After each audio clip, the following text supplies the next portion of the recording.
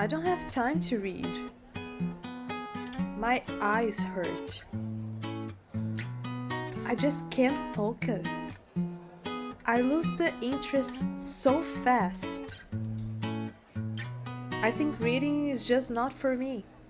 And yet you're here doing a YouTube search about how to develop the habit of reading. You see these never-ending book haul videos, people that read 100 books per month, people that have their own personal libraries at home, while you have one untouched book series that your mom gave you for Christmas, or Boxing Day if you're Canadian.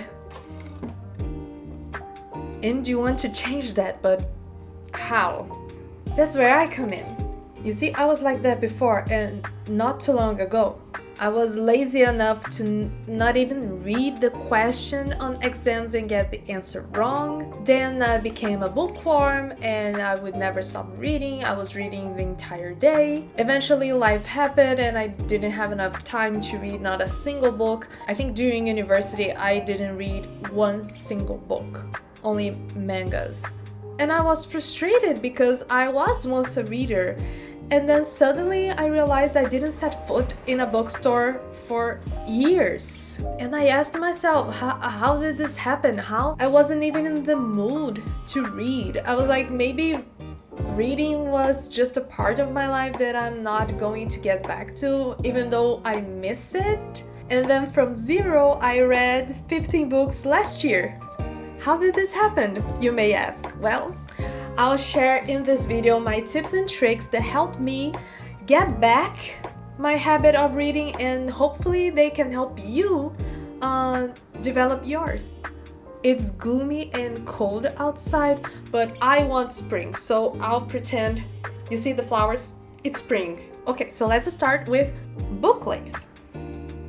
Don't go overboard and get yourself a 500-page book, even though your friend, your best friend, your buddy told you is the best book ever. Don't do it. You see, stories follow a timing structure. Of course, it varies from genre to genre, authors and writing styles, but eventually they kind of have the same base and same rule most of the time. That means that around a certain percentage of the book, we are expecting the plot to have some development and to start to happen. And this is a storytelling techniques that you can use to know if you will like a certain kind of book. And that percentage is around 10 to 15% of the book.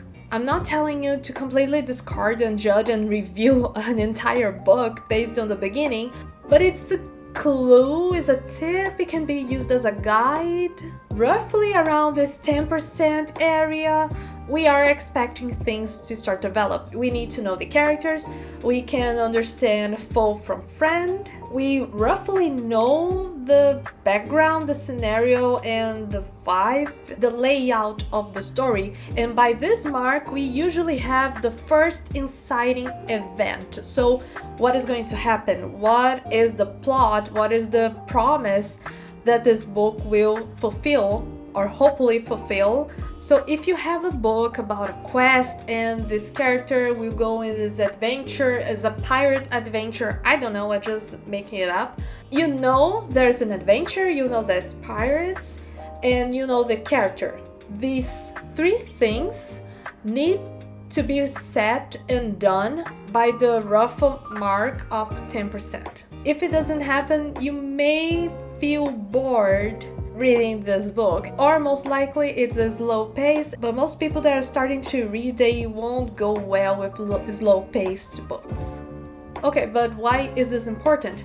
Because if you have a 500-page book, guess how many pages you need to read just to start to develop the interest in the plot? 50 pages. Well, 50 pages is not that much of a big deal. Tell me how many pages you read last year? Don't lie to me. Don't lie.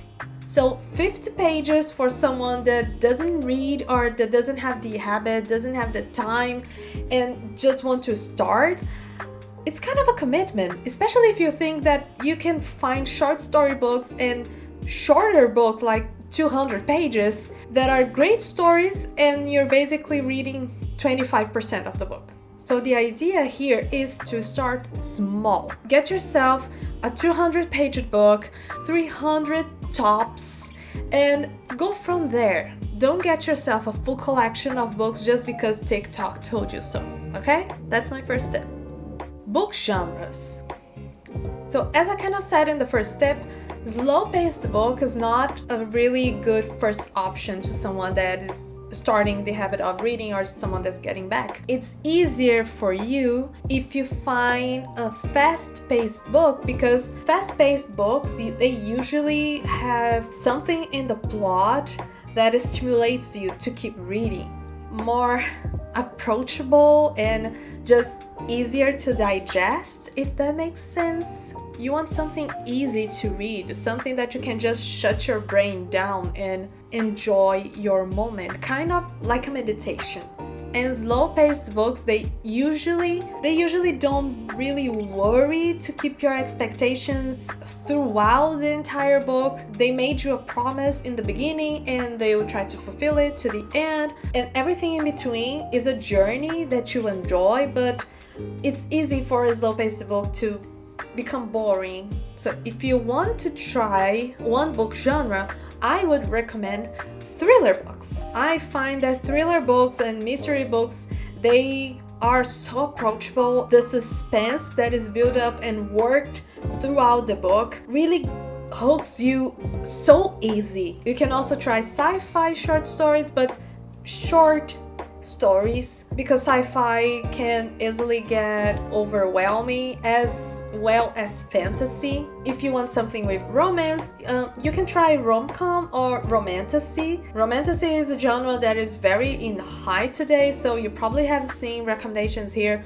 on YouTube, Instagram, or TikTok, and I honestly find them a good option to get you out of the reading slump. I got out of my reading slump because of From Blood and Ash. Yeah, this book, it did the job. Maybe even a dark romance if that's your thing, if you like spicy books. The important thing here is to have fun. You need to have fun. Don't get yourself an overcomplicated book. It won't end well. Time of the day.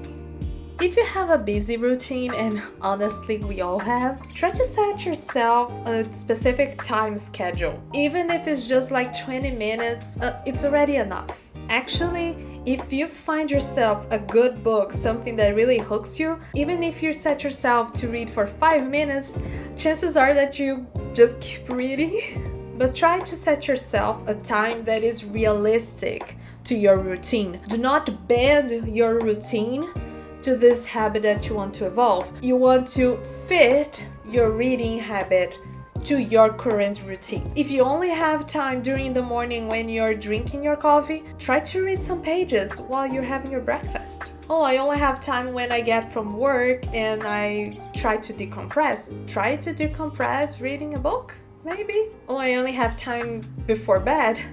You got the idea. If your routine is not working anymore, and don't get frustrated, just adapt it. If your reality changed, if your hours change, or even if you're not in the mood, just be honest to yourself. Evaluate yourself and how you're feeling regards it and adapt accordingly. Reading position. Believe it or not, your reading position interferes with your reading speed, reading habit, reading disposition, your general interest. Me, for example, if I read lying down, there's a high chance I'll end up napping. Except if it's on a weekend and I'm waking up late, then no, but before bed, yes. When I'm lying down, I'm more relaxed, I read slowly, I enter my slow-paced book mode. However, if I'm sitting, I read so much faster. I get instigated and I get active, enter this flow of reading easier. But that's me. I have a friend that just wants to read when they are lying down and they don't feel sleepy. Go figure. So you may have seen like book corners, book nooks, and people having these amazing chairs that I just wanted one for myself. But maybe that's not your thing. Maybe you want to read lying down. Maybe you want to read on the floor. Really, when it's really hot during summer, I actually enjoy reading lying down on the floor because it's not comfy enough for me to nap, and it refreshes me more because I'm not like in a textile and fluffy surface like a chair. Maybe just a giant pillow on the floor is enough for you. You have to experiment to discover your preference, but keep in mind that your reading position may influence your reading disposition. The social media book traps. First things first, buying books and reading books are two separate hobbies. So if you follow social media trends, you may have seen this amazing bookshelves with color-coded books, people buying at once entire book series or like special edition books. I've seen videos of people buying books that they want to put in their TBR, and they wrap them in craft paper, put a number on them, and make a pull and put out a number, and that number is the book that they read next. Why? Beware of these types of videos. Maybe some of them, some ideas vibe with you when you want to incorporate them. But if you are going to do this, do it because it fits you, because it makes sense to you. Don't do it just because you saw, okay? It's different. Like, I've seen people using a transparent cover for the Kindles full of stickers, and I want to do that. I want to do my own stickers. Okay, that vibes with me, but I'm not the type of person that really cares of color coding my books, so I won't be looking for a specific edition of a book just to make it fit my bookshelf color rainbow thing. But that's me. And that's okay. And I think these types of videos are actually nice to influence people to start reading, but are you really reading? As I said in the beginning, buying books and reading them are two different hobbies, and I don't want you to just end up with a bookshelf full of books that you never read and you feel embarrassed because if you have someone at home, they will ask you, "Oh, look at all these books, what this one is about?" And you go like, I don't know, I just bought it because the cover's pretty. And I don't want that for you. I want to help you develop the habit of reading, not just buying because the cover's pretty. But covers are important, and it's totally okay to judge a book by its cover because we have cover designers for a reason. You can have your aesthetic bookshelf, you can have your pretty bookshelf the way that you want, you do you. But wouldn't it be nicer if your bookshelf has actually a history of books that you read? Of books that you bought in different times, different places, books with different memories that you can associate with different moments in your life, so you can remind yourself what was happening when you read that book. Isn't that more interesting? Also, this will save your wallet because one book, no big deal. Get yourself 5 books in just one going. My trick to decide which books that I'll buy physically to have in my future bookshelf is that first I borrow the book in the library, and if I like it, I will buy the physical copy to have it myself. That's an option. There's this app called Libby, and maybe your local library works with them. You can borrow ebooks or audiobooks from there. And it's really easy. You have it on your phone. Of course, you have to wait your turn. You have a period of time that you must read the book and then return it. But it's affordable and it's an easy access to different types of books. Okay, then finally, book formats. Nothing can replace the sensation and the satisfaction of flipping the page, closing the book after you just finished it, even the smell of a new book. But why are we talking about replacing? Maybe what's slowing you down on your reading journey is actually the format of the book. A lot of people are just only married to the idea of physical books, and I was one of them. My sister was one of them, and I got her a Kindle. She is loving the experience, and I loved it too. I also love audiobooks, and here I'll give you the pros and cons of each format. Physical books. You have a paperback cover and a hardcover, two different options of a physical book. Paperbacks are cheaper, they are lighter, and if you just want to try the book out, it's not a big commitment. Hardcover books, on the other hand, they have this imposing feeling and look, like they look important. They are a great addition to any bookshelves because of just how gorgeous it is. They also last longer because of the hardcover, and usually they come with a box if it's a special edition, or a dust sleeve, but honestly I hate the dust sleeve. I just take it off. Regardless of your option, they bring you the satisfaction of flipping the pages. Just the sound. Okay, so we have all these beautiful sensations and you feel important because you're reading this book in public. What's the downside? Well, the downside is that you need both hands to hold a book, obviously, but don't judge me. Just let's keep going. You need space to have all your books. And if you're ever moving, that's a lot of heavy boxes you have. If you want to bring them with you in any trip or someplace during the weekend, that's a space you have to keep in mind in your luggage. Another downside is that people can ask you to borrow your books and they are just savages with your book, and then they would end up returning the book to you full of cracks and ripped pages or bent marks. They'll destroy your book. You want to read before bed?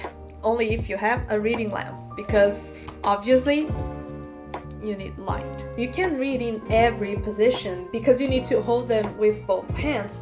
If you're reading it lying down, you can end up with the book on your face. It happens.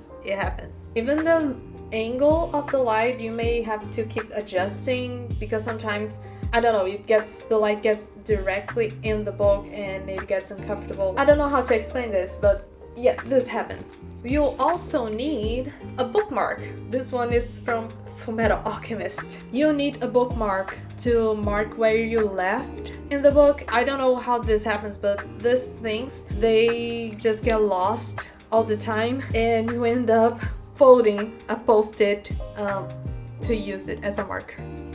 So yeah, these are my takes on physical books. Are they replaceable? No. Nothing can really replace a beautiful bookshelf, but we do have different formats that you can take advantage of. And then we have ebooks and the world of e-readers. It's been so long since I last touched my Kindle without my DIY case.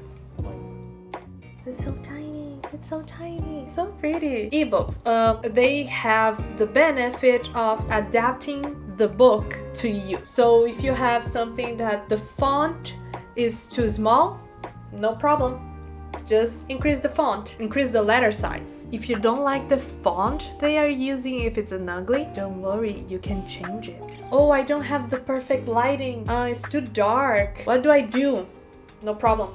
Backlighting. Just increase the lighting to your preference. You're good. We are good. Oh, I want to read at night, but the lighting is too bright. My partner will wake up. No, they won't, because you have a dark mode. Oh, you're reading during the night. Okay, no problem. I gotcha. Now you can read during the night till 3 a.m. and your partner will never know. It's light, it's thin, it can fit in any bag. You can have all the books that you're reading just inside this little thing. You can read in various positions depending on your bookcase. If you have a pop socket, no worry. You can read with no hands. Just put this thing on a stand and you only have to touch it to pass the page. You touch it. That's it. You can keep reading that questionable book in the presence of your grandma because nobody will never know. And one of my favorite features in this, I don't know if other e-readers have this option. Right here in the corner, you have a timer for how many minutes you have remaining on that chapter. You can change it from chapter to book. So the entire book, how long do you need? How long will it take you to finish? Based on your reading speed. And this is so nice because sometimes you don't have much time, but if the chapter says it's finished in like 10 minutes, it's easier for you to just commit to read that one chapter.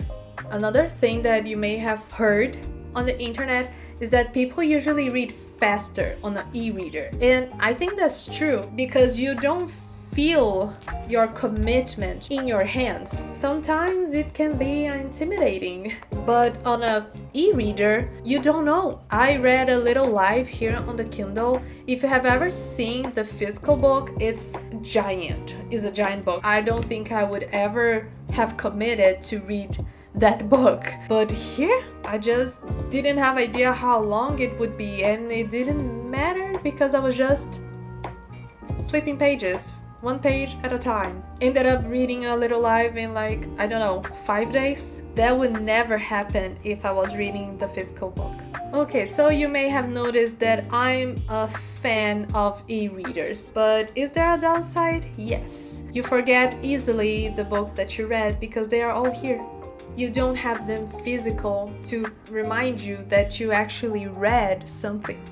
Still, this is a great option, and honestly, I will never part ways with my e-reader. I'll have my physical books, but this, it's great to read on this. Now, finally, audiobooks, and I'll be holding my headphones for this as a symbol. Here, you can consume the story in a passive way. It actually takes an effort from our brains to read and interpret everything that we are reading, while when you're listening, you get it more easily. You can read in a passive way because someone is reading the book to you. Let's not open the debate if it's reading or not, because if you are consuming the book, you read the book, you know the story. Who cares? This method of reading opens up possibilities that the other two can give you. You can listen while cooking, while doing, I don't know, house chores, while doing arts and crafts like I did on a vlog. Some people may not adapt because you kind of have to multitask. It's good to pair it with activity that doesn't require a lot of brain cells, something that you can do like in autopilot, or else you can just I don't know, lay down in bed and it's an option just to stare at nothing. I draw or I do something else while listening to an audiobook. Another good thing about audiobooks is that you know the time you need for that book. Because if the audiobook says it's 13 hours for the audio, the least amount of time that you can take for this book is 13 hours. So it doesn't depend on your reading speed. You can read a book like no hands, obviously. If you're like me and you're, I don't know, in the bus and you want to keep reading the book, but you have motion sickness and you can't, now you can. And I also found that I can borrow more books in audiobook format, so that's a plus. Okay, so what's the problem with audiobooks? Well, if you're not paying close attention, you may have to rewind, sometimes go back an entire chapter. The narrator makes a huge difference. So it doesn't matter if you have an amazing book. If the narrator doesn't fit the story, the audiobook experience will not be good. If you find an audiobook that just is not great, maybe it's the narrator and not you, or neither the book. And again, you don't have the physical copy to remind you that you actually read to that book. Still a great option, especially if you're borrowing from the library. So yeah, keep in mind the format of the book that you're reading. It can totally change your reading experience. I hope I gave you enough tips and tricks. I hope this video was helpful to you. If you have more tips and tricks, share in the comments down below, because My tips, they won't fit and be good for everybody. So let's just help ourselves. I hope you enjoyed the video and have a great day. I'll see you next time. Bye!